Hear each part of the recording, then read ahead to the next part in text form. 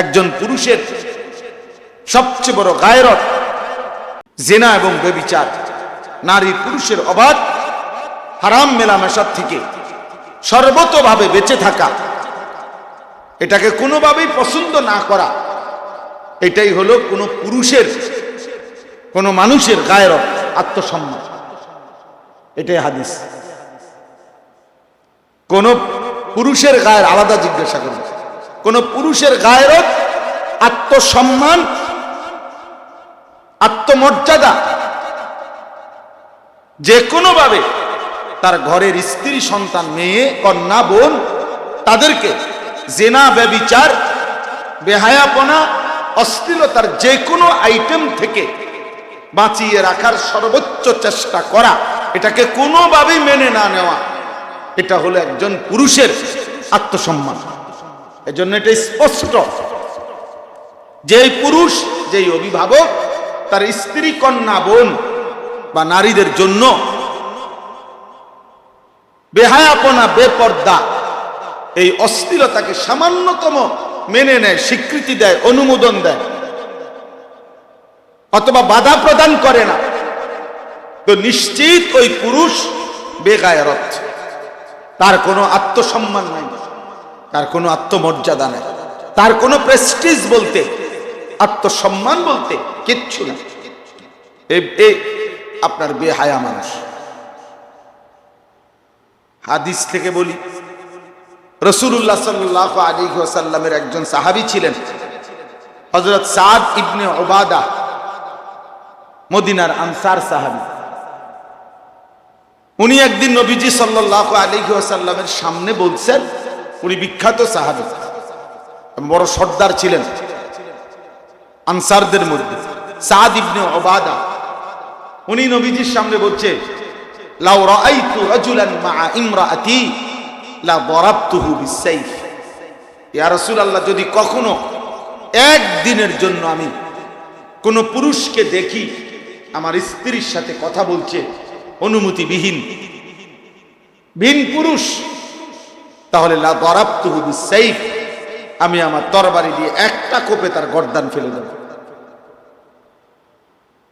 আমি একদিনের জন্য, এক মুহূর্তের জন্য আমার স্ত্রী কোনো ভিন পুরুষের সাথে কথা বলবে, আমি এটা মেনে নিতে পারি না। এটা আমার আত্মসম্মান।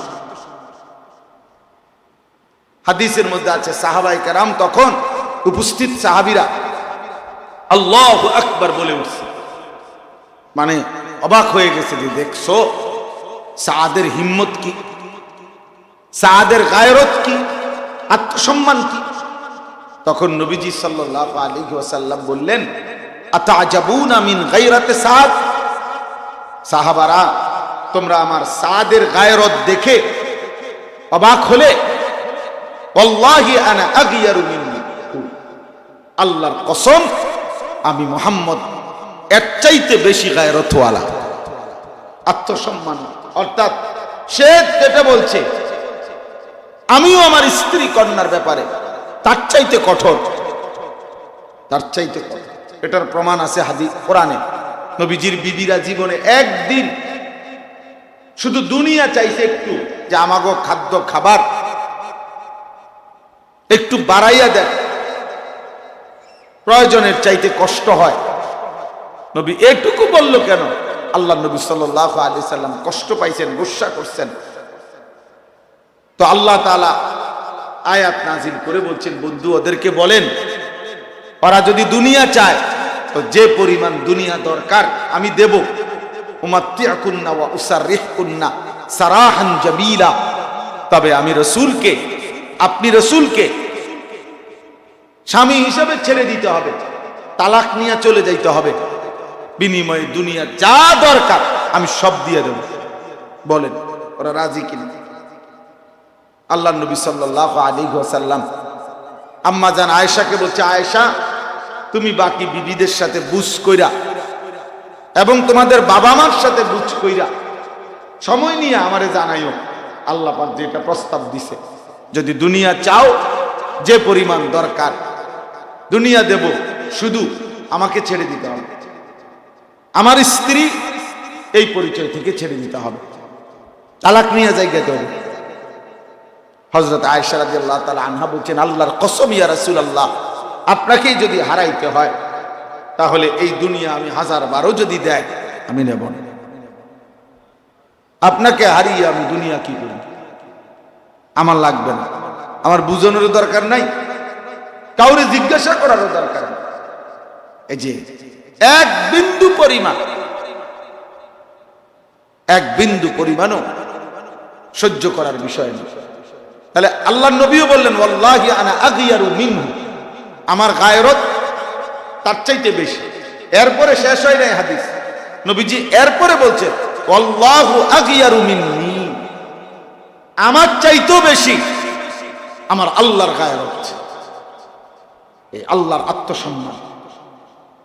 এই জন্য হাদিসে আছে, এই যেটাই মাত্র বললাম, যে আল্লাহ তাআলা সবচেয়ে বেশি গোসা হয় জমিনে যখন বান্দা কিংবা তার কোনো বান্দি, আল্লাহর কোনো বান্দা বান্দি পুরুষ নারী জিনা ব্যভিচারের কোনো কাজ করে। এই হারাম, এই যত নারী পুরুষের অবাধ, এই পার্ক বলেন, রেস্তোরাঁ বলেন, বিনোদন কেন্দ্র বলেন, এই হাজারো নাটক, সিনেমা, এই শরীয়ত বহির্ভূত যত গুনাহ, নারী পুরুষের অবাধ মেলামেশা, অবাধ সম্পর্ক যতভাবে হচ্ছে, এতে আল্লাহ তাআলা প্রচন্ড গুসা হয়। আল্লাহর গায়রত, আত্মসম্মানে আঘাত লাগে। এই জন্য হাদিসের মধ্যে আছে, কোরআনেও আছে, আপনারাও জানেন, এই সূরাতেই আল্লাহ তাআলা সবচেয়ে ভয়ঙ্কর, ইসলামী শরীয়তে সবচেয়ে ভয়ানক শাস্তি কি? জেনার শাস্তি, ব্যভিচারের শাস্তি। এর চাইতে দৃষ্টান্তমূলক, প্রদর্শনীমূলক শাস্তি ইসলামী শরীয়তে আর নাই। আল্লাহ তাআলা বলছে, এক নম্বরে, পুরুষ কিংবা নারী যদি বিবাহিত হয়, এমন জেনাকারী, ব্যভিচারী, পরকীয়া, এটা যদি প্রমাণিত হয়, আল্লাহ তাআলা বলছে, আমার জমিনের মধ্যে এত বড় নাফরমানি করলো, পরে পাথর মাইরা ফেলো, পাথর মারো, পরে জুমুহুমা, পাথর মারো দুইটারে, প্রকাশ্য দিবালোকে পাথর মেরে হত্যা করো। তাইলে আল্লাহ তাআলা এটা কোনোভাবেই সহ্য করেন না।